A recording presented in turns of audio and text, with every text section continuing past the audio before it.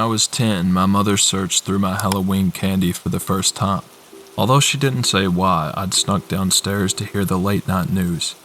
I knew she was looking for needles, razor blades, and poison, like Ouija boards, haunted houses, crocodiles in the sewer, and the satanic messages in the rock records.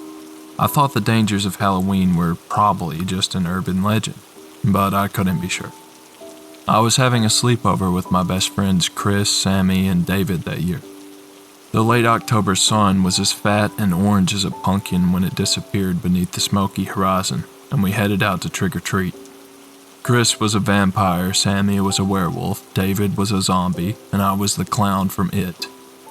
At the end of the night, some older kids in masks tried to steal our pillowcases full of candy. One of them had a hatchet and its edge glittered in this suburban street lot. We made eye contact with each other and silently nodded. When Chris gave the signal, we each took off running in a different direction. We met up on my porch, panting, exhausted, and more than a little spooked. We just wanted to get inside, lock the door, and scare ourselves silly with movies that didn't feel quite as frightening as a real teenager with a real axe. I almost didn't notice the little gift bag tied with an orange and black ribbon that sat on the doorstep. I picked it up, curious, and was still holding it when we stepped inside and were confronted by my angry mother. "Do you four have any idea what time it is?" She huffed. "Candy on the counter now." We all made a big show of moaning, but the truth was we were all happy to be in a bright, warm house with adults around. "That little one, too." I'd almost forgotten about what I was holding. I dumped the contents onto the table. 5 pieces of candy in plain black wrappers, a toy of a hooded figure holding a bloody butcher knife, an antique watch stopped at 1:13 a.m., and a Viewmaster, plastic binoculars with click-to-view sides within. My mother carefully examined each piece of candy to ensure it was factory wrapped and free of needle jabs. "Can we have our candy back, please?" I groaned. "Nope." My father winked as he passed by on his well-traveled route from his office to his armchair. "'Cause I'm gonna eat it all." He snagged one of the strange black candies, unwrapped it, and popped it into his mouth. He didn't make it 5 steps before the wrapper fell from his hands. My father grasped his throat as his face turned purple. Honey? Honey, are you all right?" My mother sprung to her feet as horrific choking sounds gurgled up from my father's throat. As my mother reached him, the noises stopped. "Yup, it's definitely poisoned." My father laughed. My mother punched him in the arm. He was still snickering when he walked upstairs.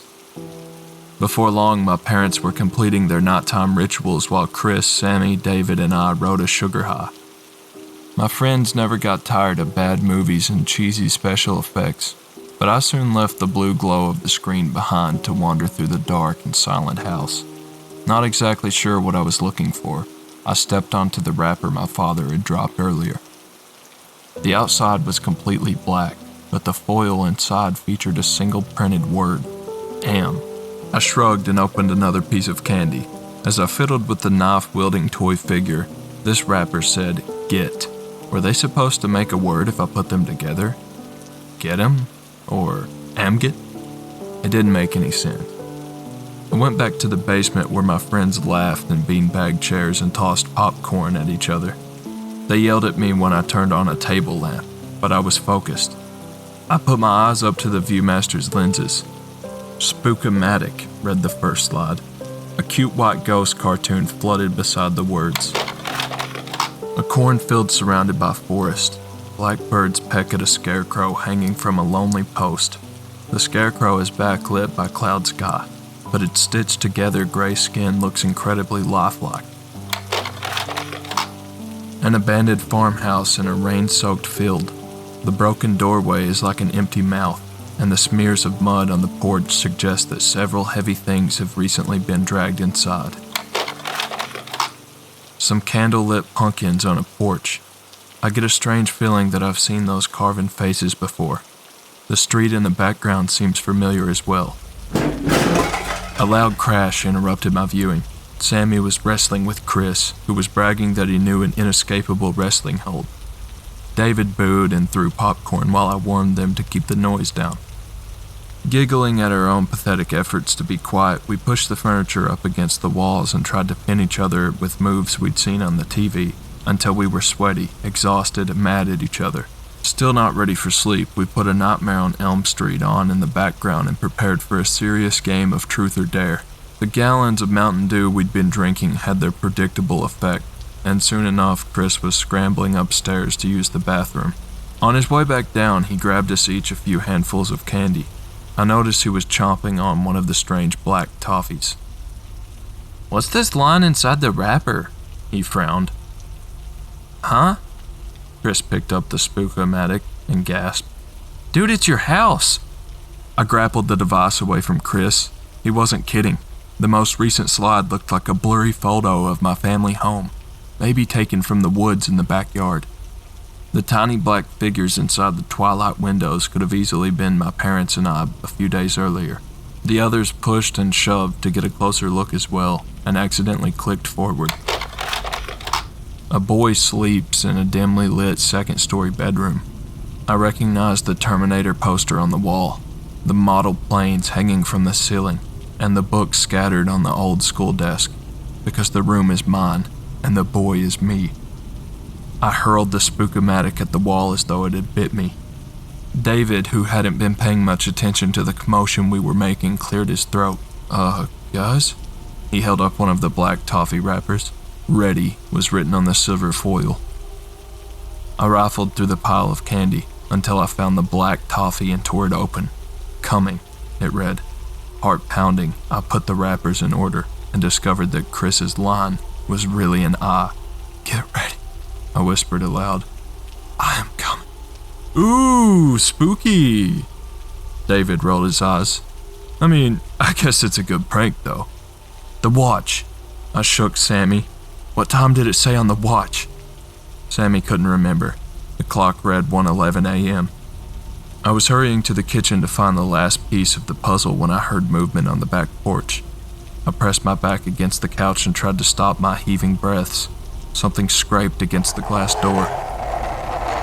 I kicked on the patio light, bathing the porch in white radiance. The hooded figure in the pale mannequin mask was identical to the tiny toy sitting on the counter. 1:13 read the watch and the digital clock on the microwave. The figure outside cocked its head at me, then grabbed a brick and smashed through the glass door. I ran downstairs, screaming. I heard commotion in my parents' bedroom, but I wasn't even thinking about them. My animal brain screamed only two messages: run and hide. Upstairs, I heard the sound of our family's treasured possessions being thrown, hacked apart and shattered. Adult footsteps charged down the stairs as my friends scrambled to disappear behind the doors or under furniture. It was pathetic. In the cramped basement, there was nowhere to hide. The hooded masked figure kicked the TV screen, plunging the room into darkness. As we choked back tears and held our breath, we could feel the figure stalking around the room, throwing furniture and laughing. Laughing. That laughter in the dark continued until police sirens sounded in the distance and my father finally kicked down the door to the basement, which the intruder had propped shut using a chair. Slash marks covered the walls and furniture, shattered dishware and picture frames covered the floor. The intruder escaped through an unused air vent at the back of our basement crawlspace. The police later said our attacker might have come and gone from the house any number of times via the same route. Somehow, however, my family and friends were alive and unharmed. Physically, anyway. Psychologically, some of us are scarred for life. I normally don't like to dredge up these memories from the past, but it's hard not to fear for my own children around Halloween. This year, they finally twisted my arm. I let them go trick-or-treating. I insisted that their mother go with them armed, and they're in public, so I'm not too concerned about that part of the evening. What bothers me is the little bag I found on my porch, tied with a black and orange ribbon. I've just finished opening it, unwrapping the black toffees inside and laying out their message. Ready for round two?